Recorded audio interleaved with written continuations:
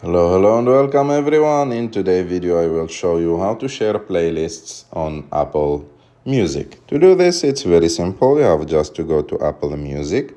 After that go to Library. After that go to Playlists. Go to the playlist that you want to share.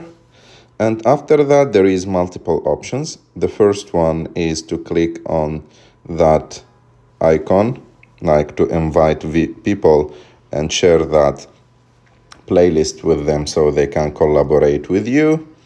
So you can do it. And if you want just simply to share the playlist, you have to click on the three dots on the top right of the screen. And after that, click on the share button. And after that, it will give you your contacts on multiple social media, and you can use or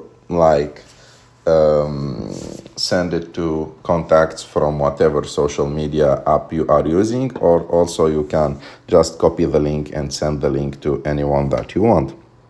I hope that you like this video. If you like this video, don't forget to subscribe to our channel to like this video, and see you.